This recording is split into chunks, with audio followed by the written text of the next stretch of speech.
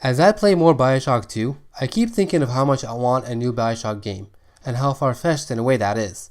But then I remember that We Happy Few comes out in August.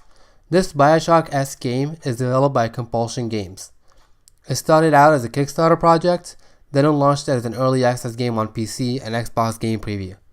The game started out as a procedurally generated survival game similar to No Man's Sky, and I hope to God it's not like No Man's Sky.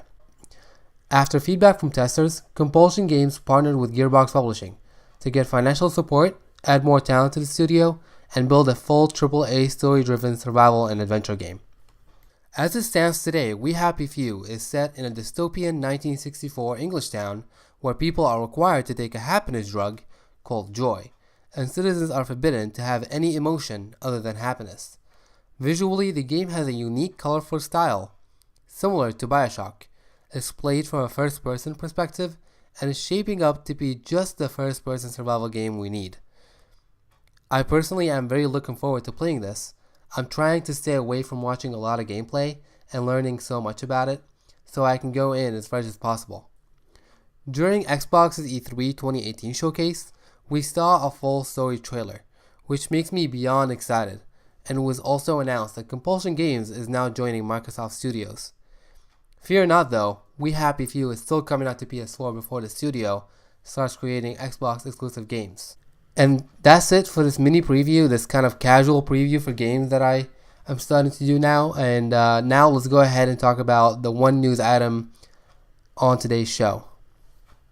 We have some more news coming out of the Game Lab conference in Barcelona as Eurogamer reporter Rob Burchise spoke to Amy Hennig, creator of the Uncharted franchise, who was working on a Star Wars game for EA Visceral before it was cancelled and the studio was closed.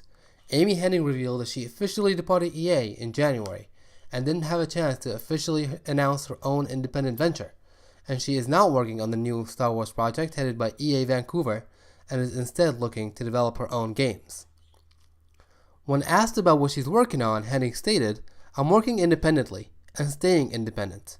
I just started my own small little independent studio and I'm consulting with some people.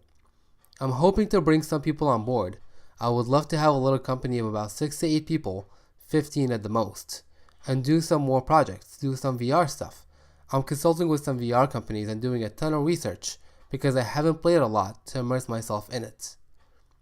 We also got an anecdote about the Star Wars game being created at EA Vancouver, and from what Hennig said, it looks like they're constructing a different game than Ragtag, the Visceral game. When describing the EA Vancouver Star Wars, Hennig said, "The Vancouver studio is working on something pretty different.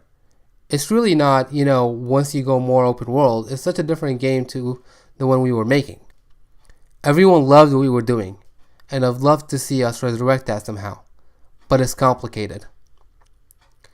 Now, I think Amy Hennig is a talented creator, and I'm happy to see her take control and gain creative liberty instead of answering to EA overloads and make the game she wants to make.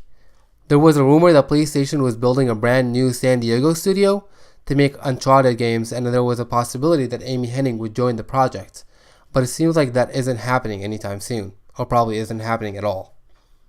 Hennig talks about her interest in VR, but it seems like everyone is jumping on the VR bandwagon and overestimating its popularity.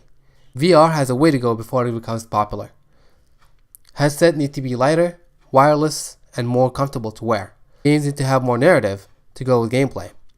A recent good example is Resident Evil 7, in which the narrative from a non-VR game was still intact even with the VR functionality. Overall, good for Amy Hennig. Looking forward to see what she comes up with her new games. As always, thank you for watching today's show. I hope you have a great weekend and see you on Monday.